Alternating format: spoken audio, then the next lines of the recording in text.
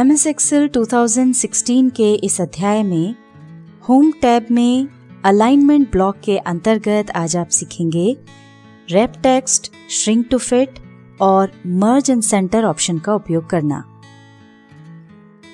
अगर आपको हमारी ये वीडियो पसंद आए तो इसे लाइक करें, अन्य लोगों के साथ इसे शेयर करें और नई वीडियोस की जानकारी के लिए हमारे YouTube चैनल को सब्सक्राइब करें। यहाँ पर हमने एक डेटा तैयार करके रखा है जिसके हेडिंग्स बड़े होने के कारण हमने कॉलम की विड्थ यानी चौड़ाई बढ़ा रखी है, लेकिन इनमें जो वैल्यूज हैं वो इतनी बड़ी नहीं हैं। इस कारण कॉलम में नीचे काफी जगह खाली दिखाई दे रही है। यदि हम कॉलम्स की विड्थ कम करते हैं तो इसमें जो हेडिंग लिखे हैं वो छुप जाएंगे यानी वो कट जाएंगे। अब यदि हम इन हेडिंग्स को कॉलम की चौड़ाई के हिसाब से एडजस्ट करना चाहते हैं तो उसके लिए पहले इन्हें सिलेक्ट करेंगे, फिर होम टैब के अलाइनमेंट ब्लॉक में जाकर रैप टेक्स्ट ऑप्शन पर क्लिक करेंगे। ये देखिए सभी हेडिंग कॉलम्स की विड्थ के हिसाब से एडजस्ट हो गई हैं। यदि आप चाहें तो कॉलम्स छोटा या बड़ा भी कर सकते हैं।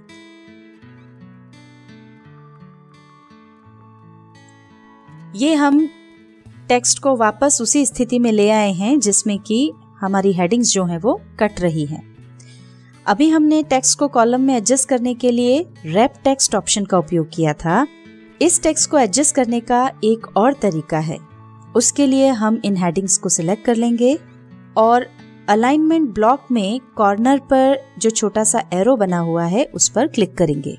अब यहाँ पर टेक्स्ट कंट्रोल में श्रिंक टू फिट ऑप्शन पर क्लिक करके ओके करेंगे। देखिए जो भी हेडिंग कॉलम की विड्थ से बड़ी थी उनके फॉन्ट साइज कम हो गए हैं और वो उसमें एडजस्ट हो गई हैं। अगर आप कॉलम का साइज बढ़ाते या घटाते हैं तो अपने आप इन हेडिंग का फॉन्ट साइज उसके हिसाब से बढ़ जाएगा या घट जाएगा और इस तरह से वो हेडिंग जो है वो उस कॉलम में एडजस्ट हो जाएगी। इसको हम कंट्रोल Z से वापस नॉर्मल कर देते हैं। वापस हम अलाइनमेंट ब्लॉक में इस एरो पर क्लिक कर रहे हैं। यहाँ टेक्स्ट कंट्रोल में देखिए सबसे नीचे आपको मर्ज सेल्स का ऑप्शन मिलता है। ये ऑप्शन आपको बाहर अलाइनमेंट ब्लॉक में मर्ज एंड सेंटर में मिल जाएगा। मर्ज एंड सेंटर का उपयोग सेल्स को मर्ज करने के लिए किया जाता है। देखते हैं कैसे। पहले हम डेटा के ऊपर हेडिंग दे देते हैं। अब ये देखिए अगर हम इन कॉलम्स की विड्थ चेंज करते हैं तो ये हेडिंग डेटा के एक तरफ दिखाई दे रही है, यानी कि ये डेटा के सेंटर में नहीं आ रही है, जबकि ये हेडिंग है इसलिए हम चाहते हैं कि ये डेटा के सेंटर में आए।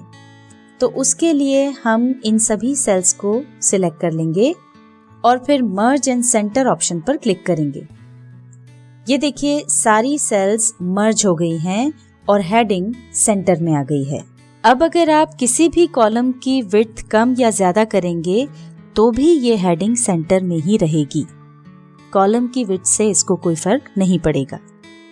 अब अगर आपको ये सेल्स अनमर्ज करना हो तो वापस मर्ज एंड सेंटर ऑप्शन में जाकर के अनमर्ज सेल्स पर क्लिक कर दें।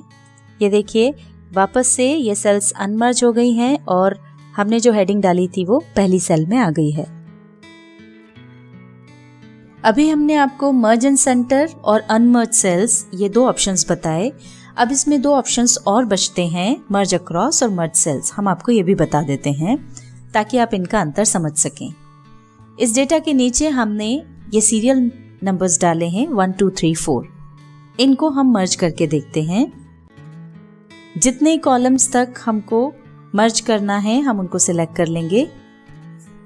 अब जैसे ही हम मर्ज अक्रॉस ऑप्शन पर क्लिक करेंगे, यहाँ नीचे जो अलग अलग 3 कॉलम्स दिख रहे हैं ये मर्ज होकर के पूरा एक कॉलम हो जाएगा और यहाँ पहले कॉलम में जो हमारा टेक्स्ट है वो चूंकि राइट अलाइनमेंट में है इसलिए अब वो एक कॉलम बनने के बाद इस तरफ आ जाएगा।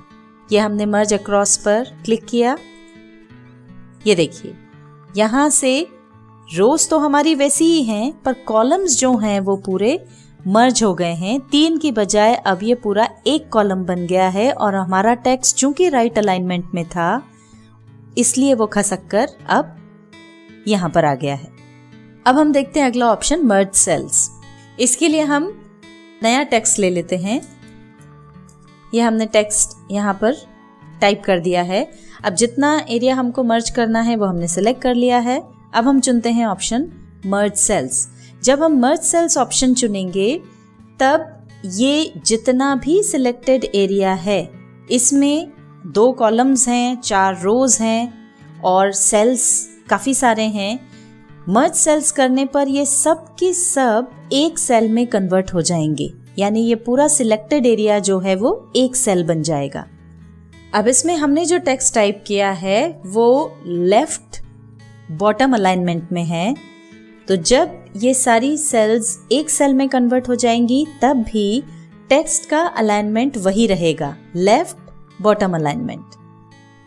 अब हम मर्ज सेल्स ऑप्शन पर क्लिक कर रहे हैं।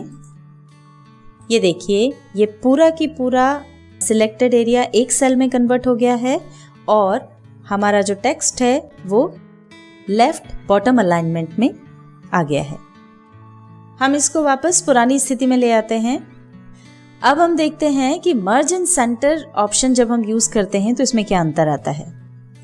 ये देखिए, इसमें भी सारी सेल्स मिलकर के एक सेल बन गई है, पर इसमें अलाइनमेंट चेंज हो गया है। पहले जो हमारे टेक्स्ट का अलाइनमेंट था वो लेफ्ट अलाइनमेंट था, अब ये सेंटर में आ गया है और चूंकि ये बॉटम अलाइनमेंट था इसलिए ये बॉटम में है।